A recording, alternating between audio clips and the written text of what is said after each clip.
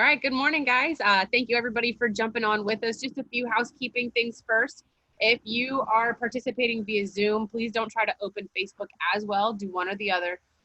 If you are on Zoom or on Facebook, you can share your questions on either platform, and I'll get them to Dr. Mitchell as we finish up our presentation. You can also communicate with us while we're going through it. We just might not get to you right away. For those of you who are in Facebook Live,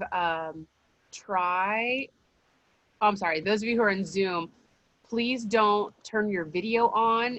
It actually messes with our bandwidth, so it reduces the number of people who can actually view via Zoom. So with that being said, today we've got Dr. Colin Mitchell from the LSU Vet School. I've asked him, I've had quite a bit of questions about managing horses with navicular and how we can manage, those horses that may be performance horses or if they end up being pasture ornaments. And I figured best to ask from an expert and someone who has a lot of experience treating horses with this kind of disease.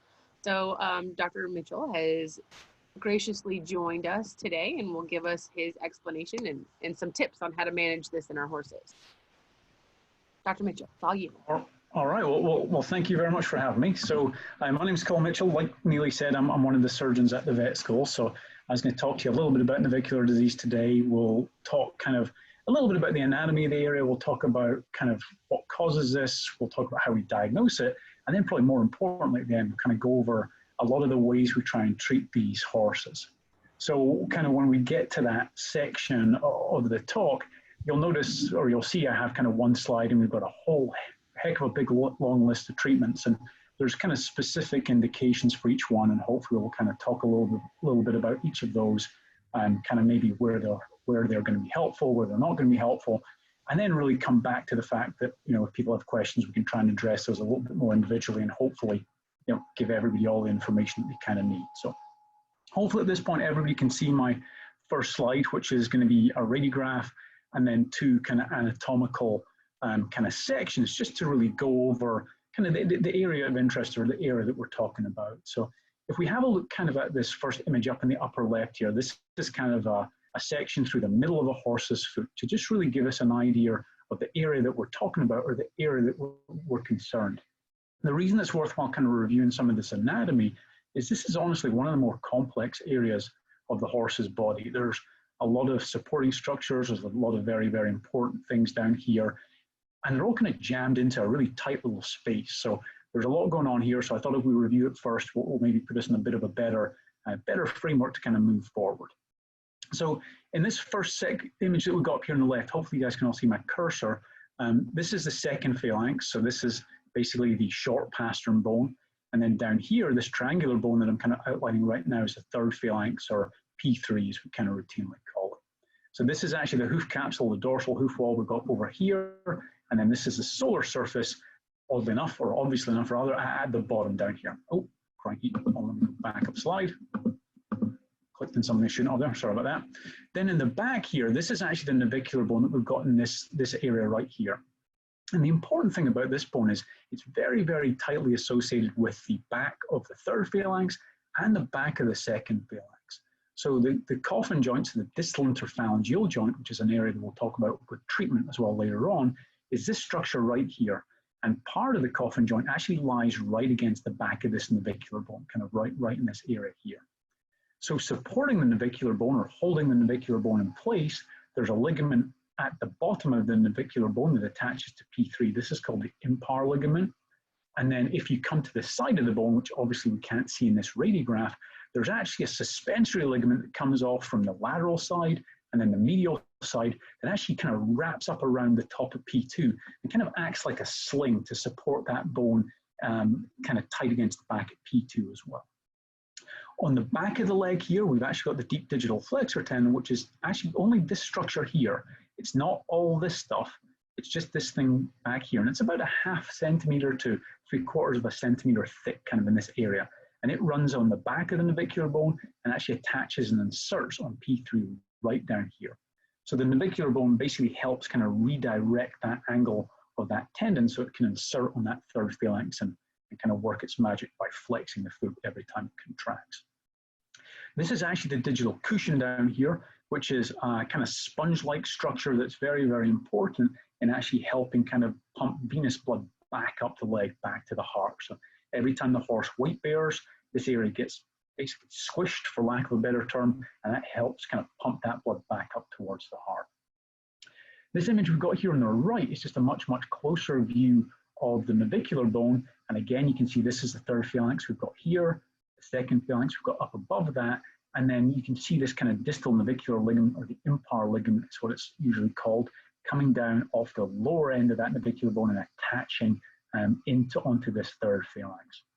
The important really bit to look at in this picture here is the inside of the navicular bone is this kind of normal bone. It's called medullary bone. It's got lots of blood vessels. It's kind of quite porous, which is what it's meant to be. And then more superficially, we've got this thicker bone. This little bit right here is cortical bone, and that's a really strong area.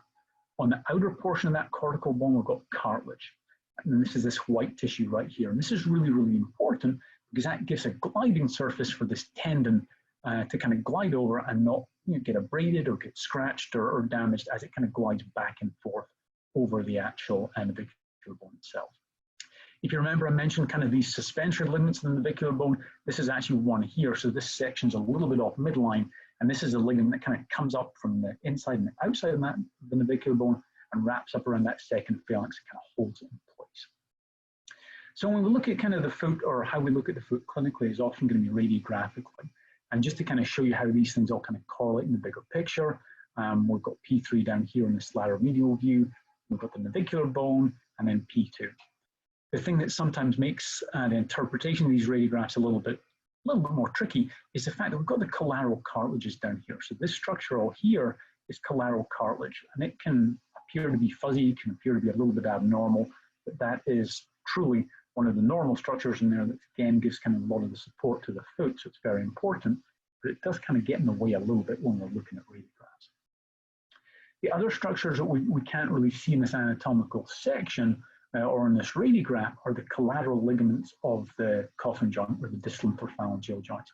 And these are the ligaments that basically hold that coffin joint to make sure that when P3 moves, it can only flex and extend. There's no kind of side-to-side wobble, just exactly like the collateral ligaments in your knee or my knee. They're there to kind of keep that joint moving kind of in one plane. And these collateral ligaments actually originate from this part of P2 right up here, and then you pretty much come straight down the leg and attach or insert on P3, where they give that joint kind of stability from side to side. The reason we're talking about all these structures here is that when we work up these horses or we do lameness exams in these horses, we often end up being not 100% sure which of all of these structures is actually involved or which one the problem is originating from. And that's what we're going to talk about or kind of touch on when we talk about some of the nerve blocks or how we kind of work these guys up. So this is kind of a quick review of the anatomy, at least kind of in this point. So to kind of focus a little bit more on the navicular bone itself, we often take kind of different radiographs, and the image on the right is kind of what's called an upright pedal view. And the idea with this is we're actually trying to get the navicular bone away from the coffin joint a little bit more, so we can see kind of the outlines of the bone here, they're kind of delineating right kind of now.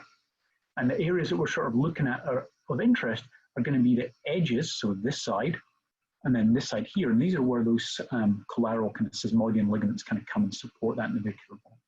The other area that we want to look at in this radiograph is this kind of distal border here, and this is where the navicular, the impar ligament rather, comes off and then goes down, attaches to P3.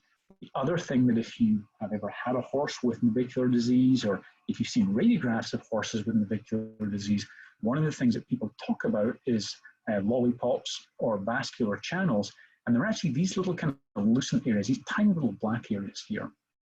And in horses with navicular disease or often with marked navicular disease, these will often become a little bit more apparent, they'll become more obvious, or they may even become more numerous.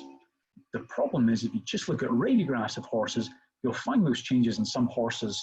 They'll have those vascular channels, they'll be very apparent, and the horse isn't lame. So there is a little bit of a challenge in sometimes diagnosing these horses purely based off radiographs. You kind of have to take radiographs and look at the horse to kind of come up with an accurate kind of clinical picture. So looking at the anatomical section that we've got here on the right, again, this is the top edge of the navicular bone. This is the distal edge or the lower edge where that impar ligament comes off. And what we're looking at here is actually that gliding surface that we looked at on the last slide. And that is the area that that deep digital flexor tendon runs over, and that's where it glides over before it comes down and inserts on P3, somewhere in about this region here. So while we're on this slide, one thing I thought we'd kind of bring up, I don't actually have a slide for this, is really what causes navicular disease. And one of the problems that we have is we often see it either in younger horses or we see it in kind of adult mature horses. So it's one of those things that we often actually really assume that there is a kind of degenerative kind of component to it, that it is multiple injuries or wear and tear, you know, or little injuries that accumulate over time, or abnormal forces on that navicular bone, either from the deep digital flexor tendon or from pressure from the ground. We really don't have a good feel for it just because there's so many areas that can be affected. It presents itself and manifests itself clinically so differently that there seems to be multiple things going on.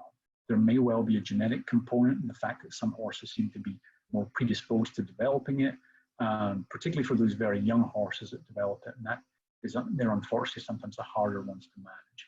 But let's move on from there, and we will talk a little bit about the history. So the vast majority of the horses that I certainly work on that have navicular disease tend to be mature horses. We're looking at 7, 8, 9, 10, or even upwards. These are horses that have been in work. They've been working usually to a very satisfactory level for the clients or to a very high level.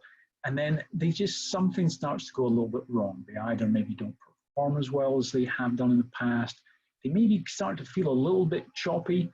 And oftentimes the history is more that the horse just isn't quite turning as well, or if it's a barrel horse, maybe they're not quite turning as sharply or digging in as well.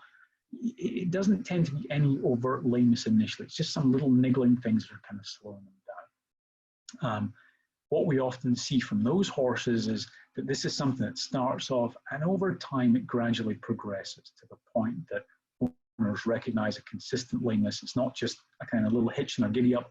Now they're actually looking at the horses often being unable to quite perform at the same level that they were before. It's not just a little thing that slows them down, it actually becomes performance limiting.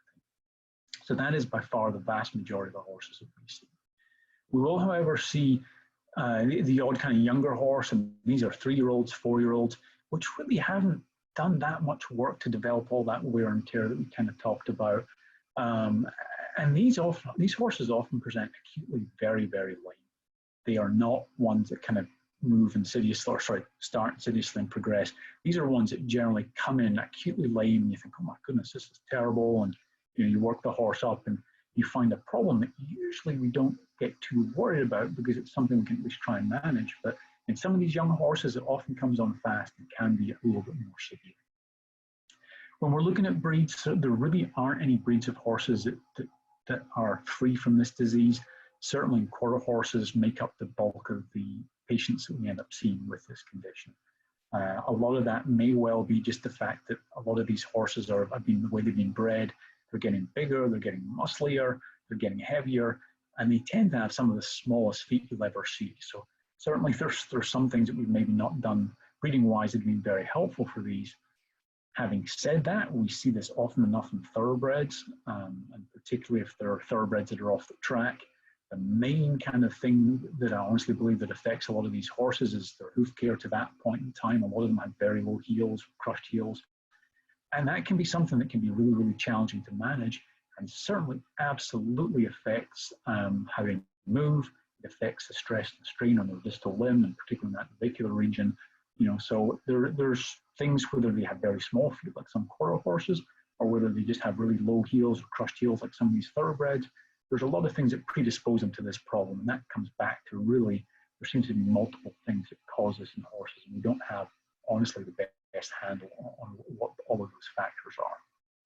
Now, if you have a warm bloods or Arabians, again, you're unfortunately not going to escape from this disease. It does happen in those breeds. And again, certainly in the warm bloods, I think a little bit of work has shown that there is a bit more of a genetic component to this, but realistically, I suspect that is present in the quarter horses and the thoroughbreds as well, because people haven't honestly looked that hard for it. So again, what we often kind of see is if you have horses that are worked frequently, if they are at higher levels, we don't tend to see those guys be the problem as much. And that kind of goes a little bit contrary to the, what I just said about this being kind of a recurring kind of wear and tear kind of thing. Whether it's the fact these horses in regular work are maybe in better shape or more consistently work, I honestly don't know. That's just something that we kind of see. Coming on to the lameness, usually it is perceived as being one leg that's affected. Oftentimes the other front leg is often involved, just to a lesser degree. So usually these horses present with a unilateral limb lameness, but there's often something going on in the other leg. It just isn't quite as advanced. If you have horses with bilateral forelimb lameness because of this navicular disease, they'll often just appear short, so they won't be striding out as well, or if they're actually ridden, people will often kind of just think they just feel choppy. And if you've ridden a horse that's choppy, I think you'd be able to absolutely understand what I mean. They're just not as free. They're just a little bit stabby in their front legs, and you know that something's not right. So that's kind of usually what we're looking at with these guys.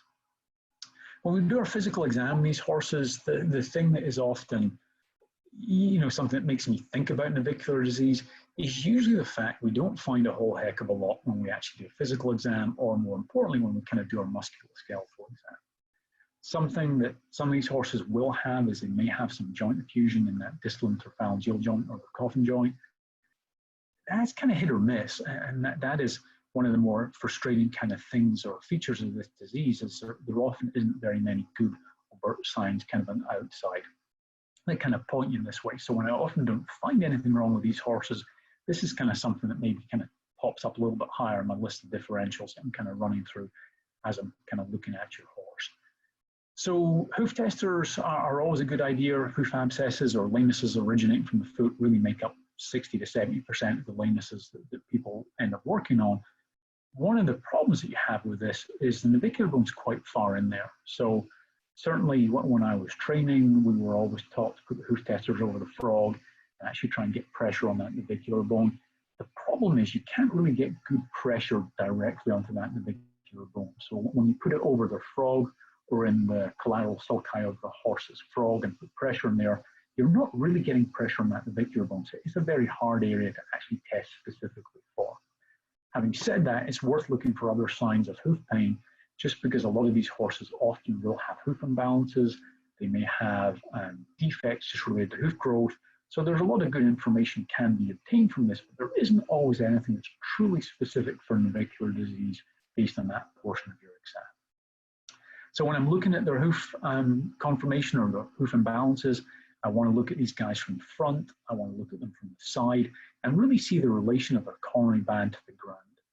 From both those angles, I look at them from the back to see kind of what the angle of their heel is like, and then look at their sole underneath as well, just to make sure the white line's not stretched or wider anywhere, or there isn't any obvious defects or anything else that could be causing them like this. So it's something you can do relatively quickly, get an idea of what you're looking at, and hopefully kind of move forward there with your exam.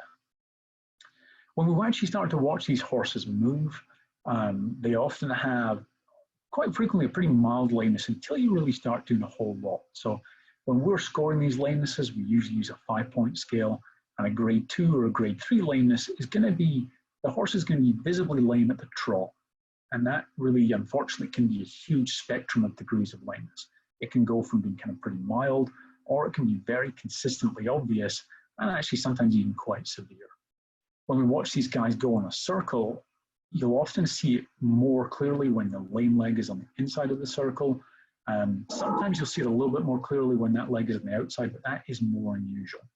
Usually when the horse goes in the other direction, we'll often see something that they just appear a little bit stiff, or they'll often actually have an overt lameness on that leg and inside of the circle. And that's kind of and that's really one of the main reasons why we circle these horses, is because it does let us pick up or identify these kind of often quite subtle lamenesses that are present on the contralateral forelimb. So we'll often do flexion tests for these during these lameness exams as well, with the goal being to try and identify an area of pain or an area of discomfort.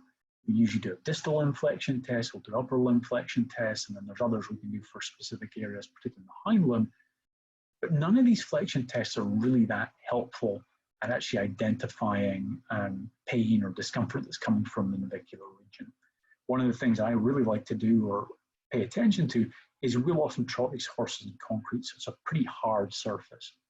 And it's something that oftentimes if we trot these horses multiple times, if they're on the concrete the whole time, we'll often see that lameness become a little bit more obvious or a little bit more apparent. And that again is something that puts me back to a lesion or an injury within the hoof capsule, just because that's the area that takes the biggest pounding when they're kind of trotting on that hard surface. So once we kind of looked at these horses and we've kind of ascertained which leg is lame, if it's one limb, if it's both limbs, we really should, or really do have to move on to doing either nerve blocks, just to make sure that we have identified the area or the main area that this kind of discomfort is coming from. Just because without that, we really don't know for sure the problem that we're dealing with. So we have options there. So when we're looking at doing diagnostic anesthesia, so this is just going to be a temporary block. We use either Pivocaine or Lidocaine, so they're relatively short-acting local anesthetics. On the image on the left there, we've got somebody actually doing a palmar digital nerve block. And what we're really trying to do here is we're trying to block the nerves right before they kind of duck down on the inside of those collateral cartilages on either side of the leg. And what this is going to anesthetize, this is going to anesthetize everything from this point down in the back of the foot, and it's also going to anesthetize almost the entire sole. It'll also anesthetize the navicular bone itself. It'll get part of the deep digital flexor tendon. And as long as you look at these horses within about 5 or 10 minutes of doing the block, you can get a pretty accurate idea of the area that you've actually anesthetized. Unfortunately, like all these things, life is never quite that simple. And if you leave it for 15, 20 minutes, that anesthetic will diffuse and it will actually spread out further up the nerve bundle, and you'll start to anesthetize more areas that can make interpreting these blocks kind of a little bit challenging. So this is the block that most people will do, and certainly I use it all the time. And this is one that if the horse's lameness improves after this block, so if it improves significantly by more than about 60 or 70%, then I'm usually very happy that I've actually blocked out a major component of this horse's lameness by performing that block. It's not always perfect for horses with navicular disease. Sometimes we'll have to do the nerve block kind of one step up, which is the abaxial sesamoid block, which is the back of the fetlock joint.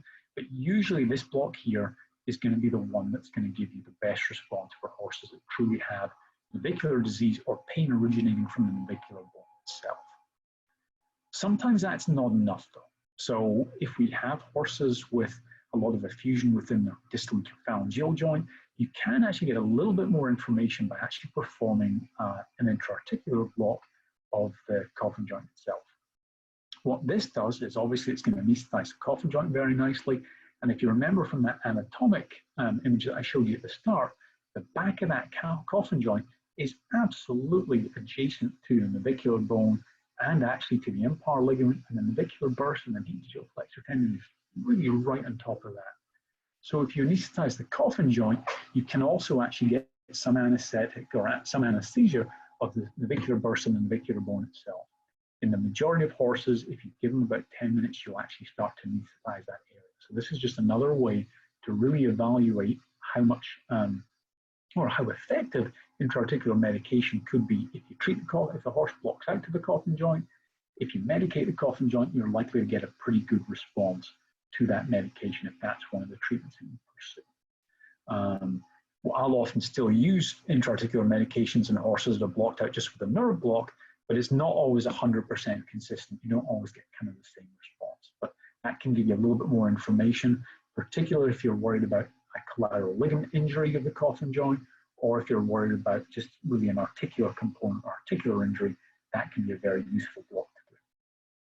The reason that we do that block specifically is if you do this nerve block over here, the palmar digital nerve block, and you leave that for 15 to 20 minutes, you can actually anesthetize some of that part of that coffin joint.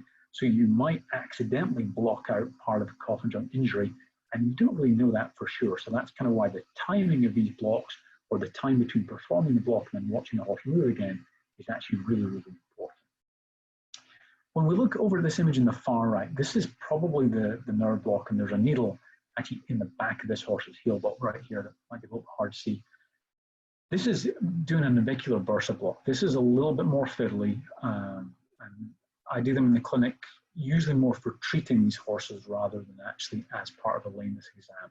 but this is probably one of the more specific nerve blocks you'll do that will help you identify navicular disease or navicular pain in these horses. The problem is you have to actually stick a needle in about 2.5 inches, 2 inches in there. So really, the red line that we've got marked here is kind of showing us roughly where the coronary band is from the front to the back, where the coronary band's a little bit higher. You drop a line down at the midpoint of that coronary band about 1 centimeter, and that is where you're aiming that needle. So that needle is coming a little bit lower by the looks of that, but that is a way to do a blind technique. That's basically how we capture that navicular bursa, and that will give you usually the most accurate idea if the navicular bursa or that area is causing pain. But I usually use that more for medication rather than anesthesia, mainly for the reason being that that area can only hold a very small volume of medication. So I would rather get the most bang for my buck and treat it aggressively that way rather than fill it up with local anesthetic. So that's kind of how we block these guys out. Usually any of these blocks should help. The palmar digital nerve block is usually the first line of attack, and that's usually the most effective, but there can be indications to do the other two, but they kind of are more in specific kind of cases. So once we've actually gone on and we've made this horse's lameness go away, we've made the horse more comfortable, oftentimes we will unfortunately find out the horse is lame in both legs, so we'll repeat the same block on the contralateral limb, and hopefully after that we make the horse go sound or make them move better. Some form of imaging is often, it's a really good idea. At the minimum, it's nice to get radiographs. Oftentimes they're not really going to change how we're going to treat the navicular disease right away, but it is very, very important to get radiographs that give us an idea of the hoof conformation, where the bones are in relation to the hoof capsule, because that becomes one of the more important mainstays actually of this treatment, is how we manage these horses' feet. So vets can help, but really farrier care is going to be one of the mainstays of how we manage these horses. So we've got some radiographs actually of horses with navicular disease and some MRI images just on the right. So radiographs are certainly something we'll do for the vast majority of these horses. And if we have a look kind of at this radiograph up top left here initially, this is one of the things that we'll sometimes kind of see. And if you have a look here, we've got the second phalanx here, we've got the third phalanx down here as well. And when you look at so let's have a look at P2. So when we have a look at the second phalanx here, we've got cortical bone that shows up as this thick kind of white bone, and then we've got medullary bone that's kind of more of a gray color. So in a normal navicular bone, which we don't have here, I have to tell you, usually you've got cortical bone around the outside, which kind of gives you that thick white line, and then the whole inside is kind of filled with that medullary bone, so it appears more kind of gray. This horse has got a lot of remodeling here, and you can see this area that I'm kind of outlining here now. This is very, very sclerotic. So this has become very, very, very mineralized. It's become a lot more dense or radiodense appearing on the radiograph. And that tells us that this is an area that's been undergoing a lot of remodeling, or modeling rather, over quite a prolonged period of time, because this is an area that's under abnormal stresses, or it's under a lot more strain than it should be. And that's how the body tries to make that bone stronger, by laying down more mineral, which after a period of time, you can see in the radiograph, is this kind of increased area of sclerosis or increased density. So that is very, very abnormal there. If we have a look at the radiograph down here on the bottom left, what we've actually got is a skyline view of the navicular bone. So if you remember, we talked about the gliding surface that is covered with cartilage, the deep digital flexor tendon kind of runs over. That is a surface that I'm outlining right here. So this, I pressed the button too, I apologize about that. So this is the area here. This should be very, very smooth. And there's kind of a couple of things going on here. This little notch here is absolutely normal. That can be a normal variant. But if you follow the bone from this lateral side over, you see we've got this kind of punched out lesion here. So instead of being nice, thick white bone, we've got this kind of defect. And that can either be a primary injury affecting the bone in that area. It also reflects the fact that there's going to be a cartilage lesion there as well, just based on the fact that we can't see cartilage in the radiograph, but I can guarantee if the bone's done this, the cartilage is abnormal as well. The other thing that goes along with this is if you think about if you use a cheese grater, and as you move the cheese up and down the cheese grater, it kind of damages the cheese and grates the cheese. Well, this thing, thankfully to a lesser extent than the cheese grater, will give you an injury or a concurrent injury in the deep digital flexor tendon, because the deep digital flexor tendon glides over that. And if that surface isn't protected by cartilage or isn't smooth, you'll end up with a tear in your deep digital flexor tendon as well, which can be a big problem. The other area to look at in this radiograph as well is, if you remember up here, we talked about how you should have cortical bone, which is thick and white, and then you should have medullary bone, which is kind of gray. We didn't really have that. We should have the same thing in this view. So we should have nice thick white cortical bone here, and then we should have a really sharp demarcation between the cortical bone and medullary bone, which is kind of gray. So if you follow this kind of line along, it's kind of, there's more white stuff here than gray. And if you look over here as well, we've got this kind of more cloudiness appearing in the medullary cavity. And that again is another change that we see with these horses. Instead of having a nice sharp junction between the cortical bone and medullary bone, we've got some clear evidence of navicular disease in this horse. On to the last radiograph here. This is kind of something thankfully we don't see very often, but this horse has got a cyst in his or her navicular bone. And that is kind of a long-term problem or a long-term change. We can't really do a lot to address those or make those go away. So these horses, we have to be managed, and they can be managed with this kind of lesion, but at times it can be kind of a bit challenging. So the reason that we end up doing MRIs in some of these horses, it gives us a lot more information, and more importantly, it really lets us look at the soft tissues that support this area. So we look at the impar ligament, we can look at the deep digital flexor tendon, we can look at the collateral ligaments of the coffin joint. We can even have a look at the joint surfaces themselves to some degree. Not as much as we like, but we can certainly sometimes identify defects if they're big enough. So if you have a look at this kind of image we've got here on the top right of the screen, this is an MRI section. I'm looking at this is the navicular bone here, and then this is the collateral cartilages of P3. This is part of P3 here. What we've got here, so when you're looking at an MRI, the things that are white have a lot of hydrogen in them, so basically a lot of water. And bone has a fair bit of water in it, don't get me wrong, but this is all the cortical bone and the navicular bone that's very, very black. And then we've got some water in the medullary, it's probably blood to be honest, in the medullary cavity of the navicular bone, which is completely normal. What is abnormal is this very focal, kind of hyper intense spot here. And this is what we often assume is actually something like a bone bruise or edema within the bone, which reflects that that bone is kind of traumatized and is trying to heal. So this is something that I'd expect to see in this radiograph we've got over here on the left. We have all the sclerotic kind of change in the radiographs. This is often what we see if we do MRIs in these horses. So moving on to the last MRI image here, in the bottom right corner, the reason that we have to worry about the soft tissue structures in this area is if we've just done a palmar digital nerve block, we often block out a lot of these areas or a lot of these soft tissue structures as well. So it's a little bit harder to say categorically whether the pain or the lameness is originating from the navicular bone. So at times it can be a bit of a challenge. And particularly if I treat these horses and they don't show the kind of response that I'd expect, these are the horses that an MRI can be indicated in because there might be a soft tissue injury that we've not either identified or we're not addressing effectively. So this is just another section of a horse's foot, and this is the frog, so we're a little bit further down, and we're getting close to where the deep digital flexor tendon actually kind of comes in. So what we've got here is this is a deep digital flexor tendon flattening out right before it inserts on P3, this kind of black structure right in here. And what you can hopefully see is we've got this really, really bright white thing right here. And this is actually a horse that stepped on a nail, believe it or not. And this horse had a very focal injury into the deep digital flexor tendon, and it was actually trying to adhere down to the navicular bone. So the deep digital flexor tendon is meant to be able to glide over the back of that navicular bone as the horse kind of flexes and extends its leg. And if you think about it, anywhere if you have an adhesion of that structure, it reduces the horse's range of motion. And then more importantly, actually, every time that horse flexes or extends its leg, it tugs on it and tears it just a little bit and creates a lot of pain or a lot of discomfort for this horse. So this horse had an injury that was creating a mechanical factor or mechanical obstruction to normal function. That's why that horse was lame. But this type of injury often will not show up in radiographs, which is kind of why MRIs are so helpful to actually really look a little bit closer as to figure out kind of what's going on.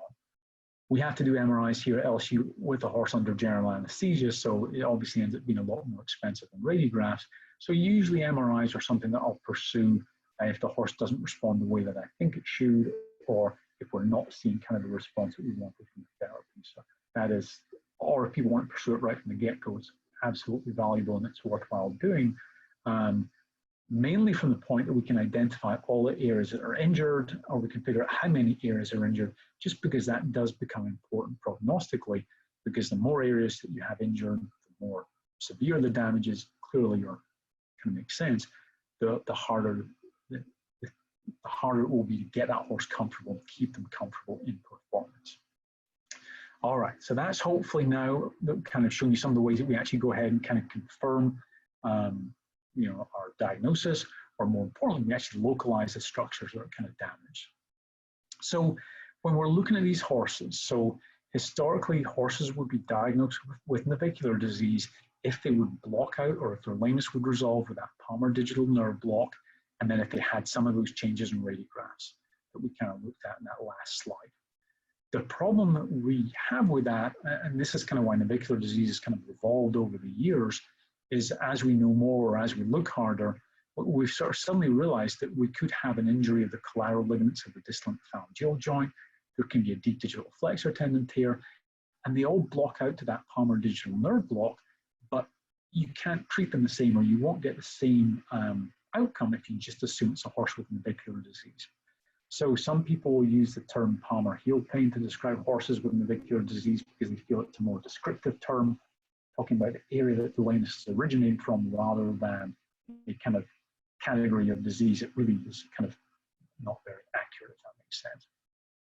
So again, the treatment that we're going to pursue is going to be based very much on where the injury is. If the injury is in the navicular bone, so if we've got a bone injury or a cartilage injury, we've absolutely got navicular disease. There's no question about that. We're in good shape. We can go ahead and treat the horse kind of the way we often treat these. And we can expect hopefully some improvement, hopefully very positive results. But again, horses are all a little bit different. If you have a collateral ligament injury, that distal phalangeal joint, that is something that's almost very similar to you spraining your ankle. So if you roll your ankle and you sprain it really badly, the last thing you want to do with that is go and run a marathon or run around barrels or jump over things. So those types of injuries need a lot of rest.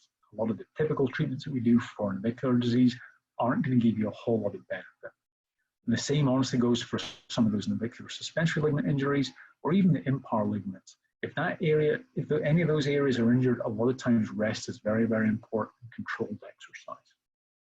There's a little bit of crossover with navicular disease with injuries of the deep digital flexor tendon, and a lot of that depends on kind of the location of the injury and if it's affecting the navicular bone at the same time, because some of those treatments then end up kind of aligning themselves.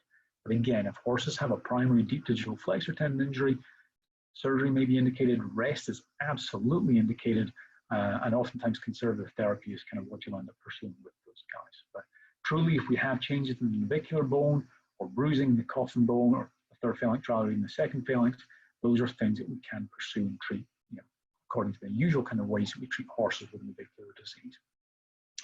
Having said all that, one of the things that really plays the hugest role with treating navicular disease, or almost any of these, is farrier work.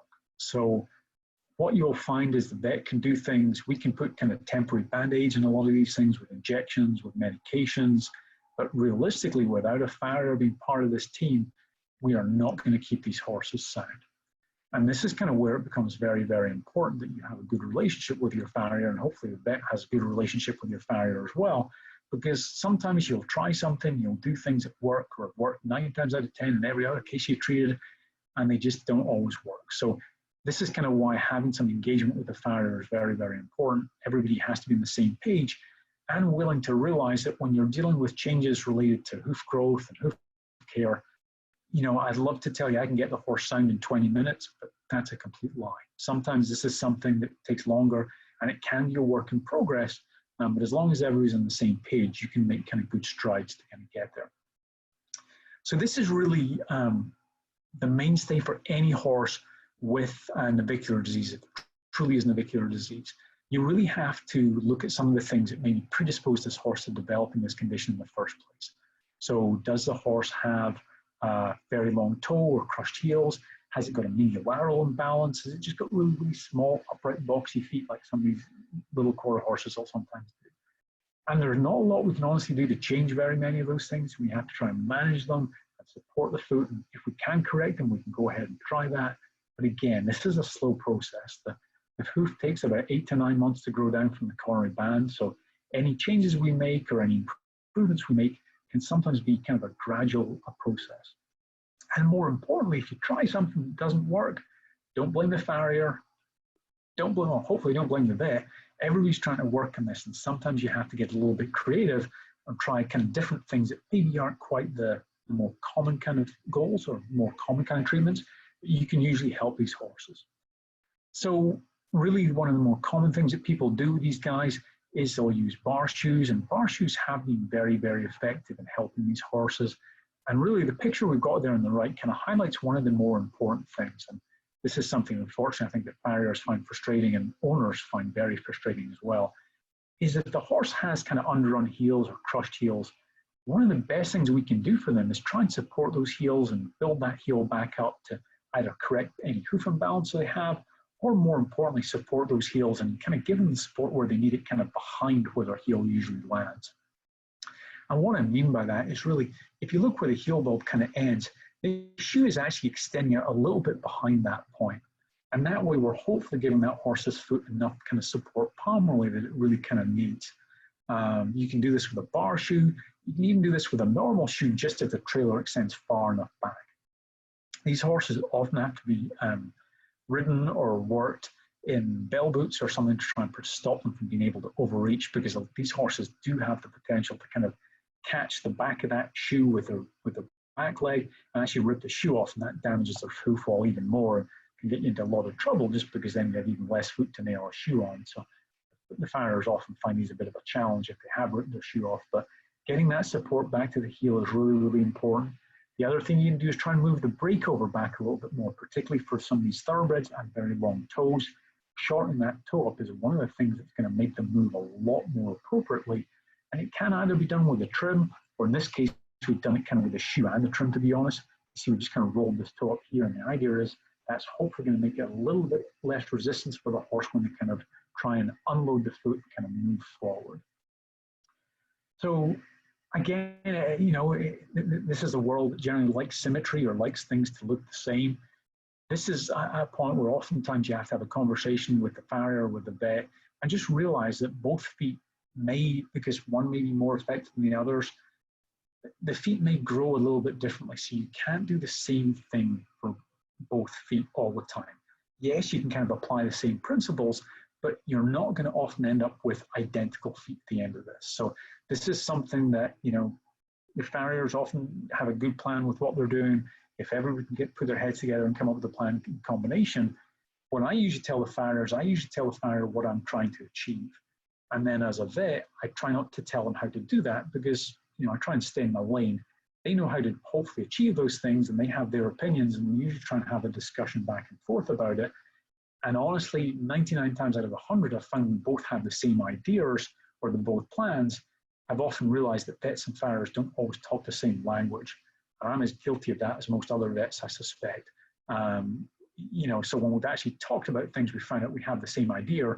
We just maybe don't quite say them the same way, and that's what leads to some of the confusion. So I'll often talk to farriers. I let clients have my phone number so they can call me, or I can talk to the farrier. And that is one of those things I think that helps a lot. And we're often all on the same page, trying to move to the same direction.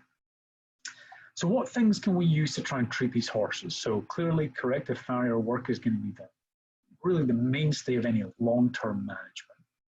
When I'm dealing with these horses, one of the things that's often kind of useful to get kind of from the history from the client is to really see how the horse has responded to non-steroidal therapy. So a lot of horse owners will have some phenylbutazone or Equiox or any of these other drugs available, or they'll have them for kind of situations like this. And if the horse gets better with phenylbutazone, that makes me a lot happier, because it is something that I know that if a client has a horse show coming up or an event coming up, if need be, we can usually give the horse a little bit of bute, make them more comfortable, allow them to perform, and then more importantly, get them off bute until they need it again. That's assuming they're not absolutely terribly lame, but you know, if the horse is just happy in the stall or running around a paddock is quite comfortable, they maybe don't need phenylbutazone every day. And the main reason for that is there are side effects with non-steroidals. Equiox, so farcoxib certainly is very, very safe, has a very, very high safety threshold.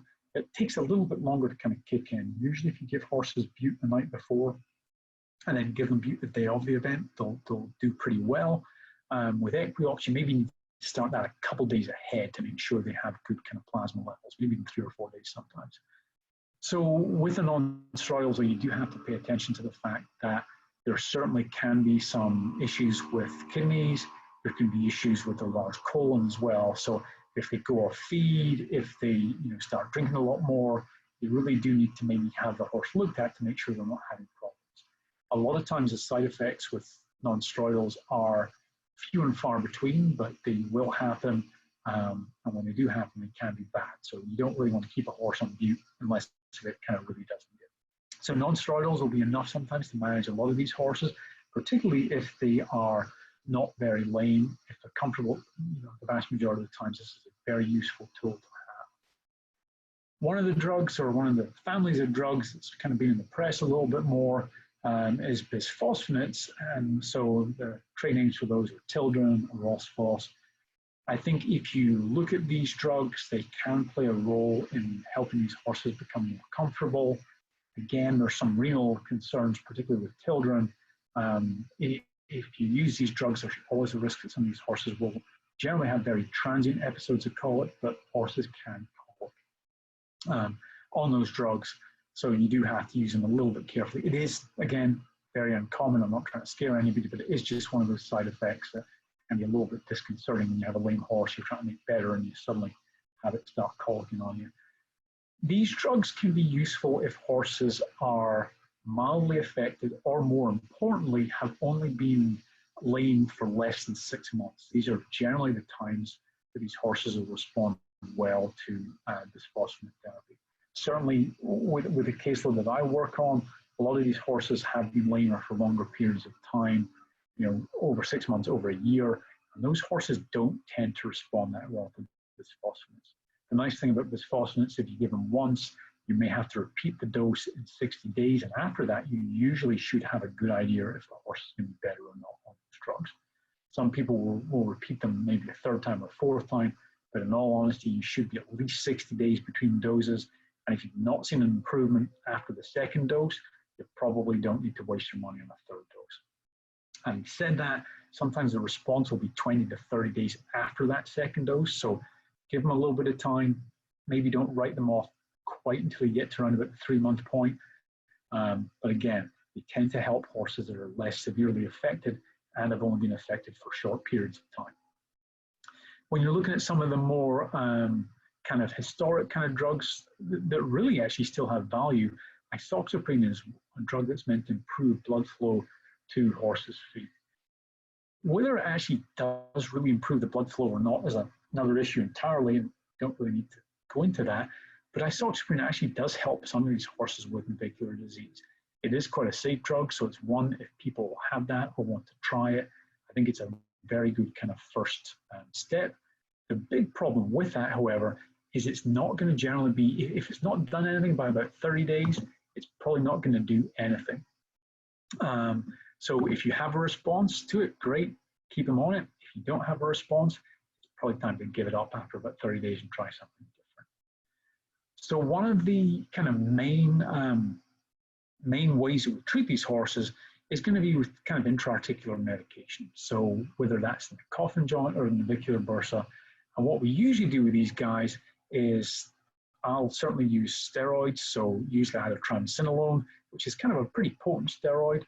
It will have effects usually for about 30 to 90 days, but it's not very long lasting, so it's not one of those kind of depo ones. But clinically, the effect lasts a lot longer actually and the drug is still there. So it doesn't make a lot of sense to me, but that's kind of what we see clinically.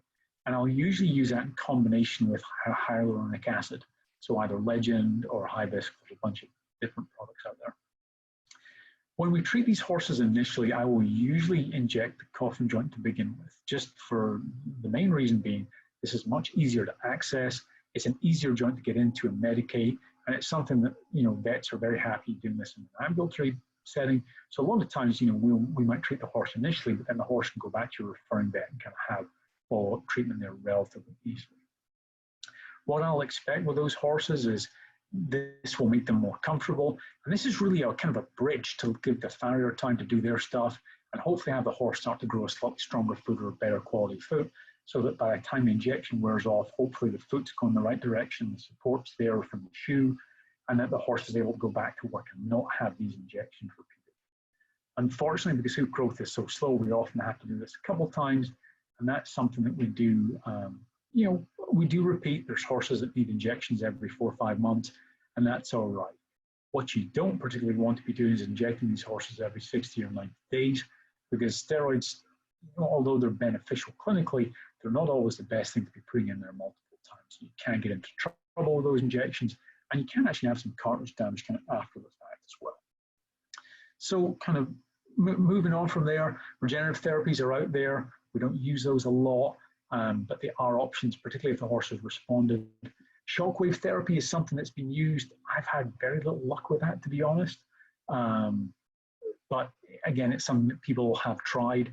It's not really worked in my hand, but other people have been successful. The surgical point of view, if the horse has a deep digital flexor tendon injury or a cartilage injury, these are horses that sometimes are worth actually trying to debride that area arthroscopically. And then from there, if you have a horse that just needs to get comfortable or needs to get sound, you can do something called a palmar digital neurectomy. That basically cuts the nerve that supplies that area. And it really is, it's kind of the last ditch thing. I would much rather manage these horses every other way before we get to that point, just because once you've cut that nerve, you can't go back. And then that horse doesn't have feeling in the sole of their foot or in other areas, so they can go on and have problems. Or they can develop injuries and not know they stepped on a nail, or they develop an abscess. So it does require quite a lot of care afterwards. So I just realized I've talked for a very long time. Having said that, my meeting got pushed back to 12:30. So if there's questions, and let me start. I've got a couple right off the top, just from the extension standpoint. And this is something that I try to struggle with explaining to some of the clientele, that after your horse is diagnosed, they've seen you, I get a lot of questions. Hey, is there anything else I can do to manage my horse? And I guess my question to you is all navicular created equal? Is all navicular disease created equal? And does all progress the same in every horse? No, and that's unfortunately the point. And one of the big reasons for that is a lot of the actual, so a lot of times historically you diagnose navicular disease based on the response to that nerve block. And the problem is that nerve block blocks out everything in that lower part of the horse's limb. So if you have a soft tissue component, I've dealt with a couple of these horses, to be honest, that ended up having collateral ligament injuries. And those horses were lame for 6 to 9 months and had a very, very long rehab period.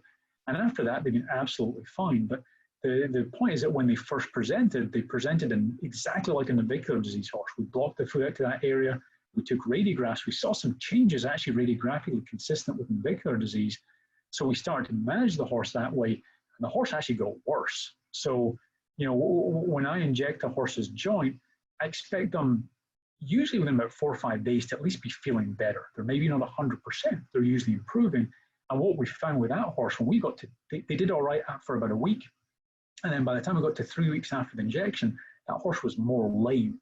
And that is absolutely, kind of what we see with some of these horses, that horse had a concurrent injury somewhere else, that until we did the MRI and kind of looked a bit further, we didn't, we had multiple things going on, and the ligament injury was actually, I think, the more debilitating factor in that horse. And once that healed, the horse did really, really well. It just was until we identified that, we were barking up completely the wrong tree. And that's the problem. So even when you look at these horses that block out that way, you'll have horses that have almost no radiograph changes, but they block out to this area, they respond to medication in that area, and you're happy with it. And then you have horses that have radiographs that are a nightmare, they're terrible, and the horse has never had a lame day in their life. And that's kind of the problem. So there is a huge spectrum, particularly if we see young horses with this or old horses. A lot of the young horses will come up acutely lame really, really quickly, whereas the older horses, it's generally a more progressive thing. Unfortunately, it usually does progress. Once you start identifying this problem or seeing this as a source of lameness, it is something that progresses. And that's why if I look at a lot of the horses that I've done a palmar digital neurectomy on, they are horses that the owners are trying to take care of, they're trying to keep comfortable. They've often retired a lot of these horses, and they just want the horse to be a happy lawnmower, for lack of a better term. And they'll do the neurectomy purely because they can't keep the horse comfortable, and they don't want to be giving them 2 grams, 3 grams of bute a day, just because that has its own kind of inherent set of risks. So, yeah. You have like, is there a magic answer or even an average of how long, like once this disease is diagnosed, how long it can be managed before the horse has to be retired or perform a neurectomy? Oh, that's a stinker of a question. No, unfortunately. So I base kind of the prognosis or the idea off really how they respond to that initial treatment. So if I have horses that stay sound for 4 or 5 months after one injection, usually those are the horses that I say, look, we're in good shape, keep going. If you have to come in and get injected twice a year, that's not a problem. You're going to be, I think you're going to do really, really well. The reason that we like kind of doing the MRIs for these horses are that if you look at, these cases over the years, some of the things that we found prognostically, if you have more than 3 areas that are damaged, your prognosis to get this horse sound is pretty terrible. So if you have changes in the navicular bone and a deep digital flexor tendon injury and bone changes either in the third phalanx or even collateral ligament injuries, as soon as you start to get more than 3 injuries, your prognosis is bad. And that's, yes, you can put Band-Aids on, you can kind of keep them moving forward, but you're on a timeline. And that's kind of why, unfortunately, we do MRIs. And in these horses, they almost never give me good news. But we're doing it more to get the prognosis and give the people kind of a rough idea of what you're looking at. And unfortunately, if there's enough indication or enough lameness to do an MRI, oftentimes I'm not coming back and giving you the best news that you've ever wanted to hear. So, yeah, usually the horses respond quickly. If they respond well to an injection and don't have problems very quickly, that makes me a lot happier that this is going to be a horse we're going to be able to manage and kind of move forward from. Kind of on that note, if I've had a horse that responded to coffin joint injections and then stopped responding to coffin joint injections, those are the horses that I'll go on and actually medicate their navicular bursa and stop doing the coffin joint injections. That is a little bit more fiddly, but what I've found as soon as I've had to start to begin coffin joint injections, I'm usually on a 1 or 2 year timeline before that's not going to work anymore. And that's kind of how I treat these horses. I start coffin joint first, and then the navicular bursa injection is kind of my secret weapon in reserve. And when you have to do that, I know we're up against a timeline. So that's kind of my worry there. Now, is there, once these horses say they have navicular disease in one foot, does that predispose these horses to having other bouts like laminitis or things in the other feet? So usually, I'd usually be worried more about them developing navicular disease in that other front leg. So technically, it's theoretically possible they can also develop navicular disease in the rear limb. I've just never seen it. I mean, if you read textbooks, people will talk about it, but I don't think it's clinically as big a worry. I'd certainly be more worried about them developing navicular disease in that other front leg. As far as laminitis goes along, it is the only times I've seen horses with navicular disease that have been lame enough that I'd really worry about an overload limb laminitis are ones that have had adhesions to that between the deep flexor tendon and the navicular bone. That's kind of, it's so debilitating because a horse can't even put their heel down sometimes because it becomes so tight or so contracted. And until you can free that up, the horse is very, very lame in that affected leg. So to answer your question, I'm usually not worried about anything other than navicular disease in that other front leg, just based on the fact that the lameness usually is not severe enough to push them into something like laminitis. Perfect. I do have 2 questions that are pretty specific, Sure. and I've been saving them. There is one of our guests asked what your thoughts are about using Prostride, or if you've had any experience. So I have not used that. So certainly I know some of our referring vets have used that, and that kind of falls into one of those regenerative therapies.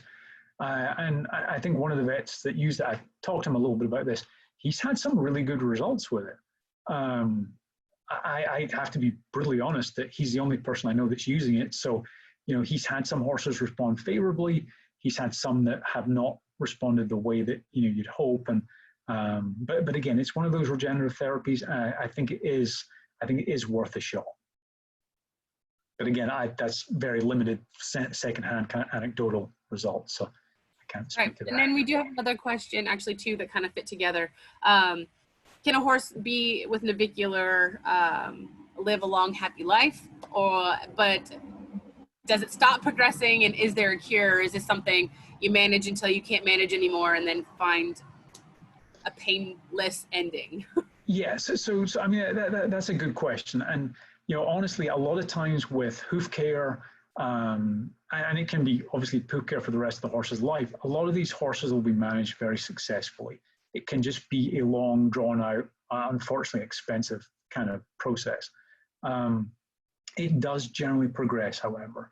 So when horses stop actively competing or actively working, I think a lot of times those changes, they slow down considerably, or the progression rather slows down considerably. I've got one horse that I inject his navicular bursts once a year, and the lady's actually got the horse running barrels again, which, makes me cringe a little on the outside, but he's been doing that for about 4 years now, and he keeps making me look silly when I say, yeah, he's not going to do this for much longer, and every year he keeps doing it. But every January he comes in, he gets his bursts injected, and he does really well. Now, having said that, I know that the lady and her farrier, they are very good friends because she sees the farrier basically every 4 to 5 weeks. So it takes a lot of management, but a lot of these guys can be managed. Now, that is assuming that people are often comfortable that if you have the horse in the field or in the stall, they'll walk fine, they'll run around the paddock, they'll act like crazy things. But if you really look at them closely, particularly on a hard surface, they may have some degree of lameness when they trot. And, this comes back to kind of the welfare issues for horses. In my mind, if they're moving around, if they're interacting with other horses, if they're willing to interact with people and they're keeping their weight on, then I view them as being a happy, healthy horse. And, this is a judgment the owners have to make, really, since they know the animal the best and, they have the best, strongest relationship with them. As long as they think the horse is doing okay, then I think I think these horses can live for a long time. These are horses sometimes that we talk about doing neurectomies on, just with the idea being that we can make them more comfortable, we can take away their pain. The main reason not to do that is if these horses have really bad soft tissue injuries like collateral ligament injuries or deep digital flexor tendon injuries, if the horse feels better or doesn't feel that pain anymore, they can run around and make those worse. So it's kind of like you or I, if you sprain your ankle, if you ice your ankle up and go run a marathon, you're going to be crippled the next day because you can't feel it. So that's kind of the problem. That neurectomies will give horses a pain-free lease of life, but again, that only really helps them for about 2 years before those nerves can potentially regenerate. But it doesn't get rid of the underlying problem, so that can progress, which is kind of why you have to have owners that take care of these horses and pay attention to it. It's not a silver bullet, put it that way. So the more direct answer is there really is no cure. That's a much more succinct way of answering that question. Yes, you're correct. Yeah. I hate to be the bearer of bad news. Like you said, there are a lot of things you can do, fortunately, to manage these horses, and I've personally had to manage a couple, and while it can be daunting as it progresses, in the beginning phases, if it's caught early enough, there are quite a bit of things that you can do to keep them healthy and happy. That may not be the lifestyle that you are used to using them for. They may not be in the show pen anymore. They may not be able to compete at the level that you want them to, but that doesn't necessarily mean that you can't manage them effectively for a little bit longer. At least keep them on your farm and keep them happy. And that's nearly the really important point. I mean, this is not a death sentence for horses. So, you're absolutely right. Just with care and management, you can, these guys can have a long, healthy life, and, they're not going to win the Derby, but, neither am I. So that doesn't mean that they don't have a useful place in someone's farm or in someone's program. We've actually, a good friend of mine has she almost targets a navicular horse to use in a lesson program because they're not usually spunky enough to run away from small children. Yeah, and with my ability of riding horses, that's the kind of horse I need as well, to be perfectly honest. I know my limits. Yeah, exactly. Well, does anybody else have any other questions for Dr. Mitchell before we let him go to his next meeting? I think we've covered pretty much everything. I'm going to look one more time through the questions here. We do have someone on Facebook here saying that she does have a horse that has been diagnosed with navicular. She's looking for options to control her pain as far as nerve blocks go. I explained to her that the nerve blocks you were speaking about were kind of a short-term answer just to diagnose what the issue was, not long-term pain relief. And she said that she doesn't ride her. This horse has been a pasture companion horse for about 7 years. She does well with her farrier visits, but she's still sore on cold and rainy days. And she thought that the nerve blocks might be useful for pain. Yeah, so she might be looking to some things. If you look in different parts of the world, some of these things that kind of gain favor where people are doing alcohol blocks or cobra venom blocks. I mean, they're pulling some weird stuff out of their hat. And there's a more caustic thing that people have used over here. So when I was doing my residency, I worked with saddlebreds or performance show horses. And basically there was some request to do some of these kind of cobra venom blocks. And the idea of the cobra venom, I don't know if it truly was cobra venom, it was called cobra venom, was the idea is you inject that kind of in the same spot where you do the nerve block, and it will basically decrease the sensation through that nerve, or it decreases the nerve activity there. So it makes the horses more comfortable. I personally will not do that. I think that's kind of, I won't tell you what I think, 'cause it's not printable. But the problem with that is a lot of these things are pretty caustic. So you inject them and it numbs the nerve up because it basically irritates or inflames the nerve, or some of them even cauterize the nerves. They don't last for very long. So at best you'll get kind of a few weeks to a month or two. Yes, they're out there. I know people are doing them, but I'm not going to help you with that. I'll tell you to go somewhere else. I don't want any part of that.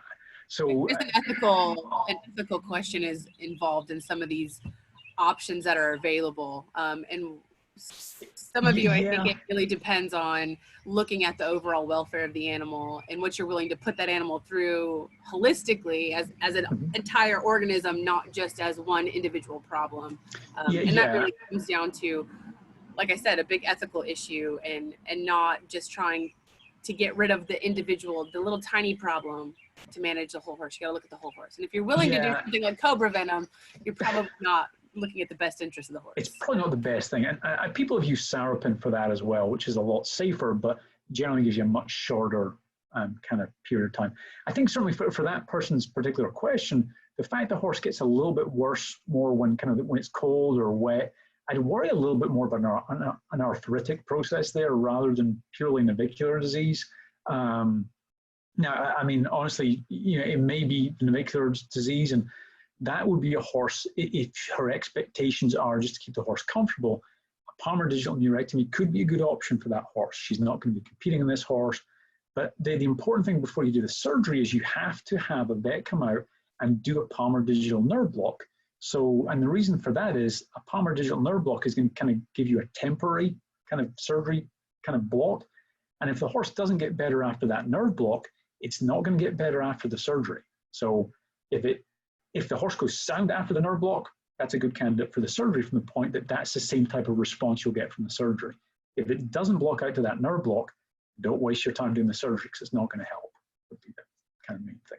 Perfect. I think that was exactly what she was looking for.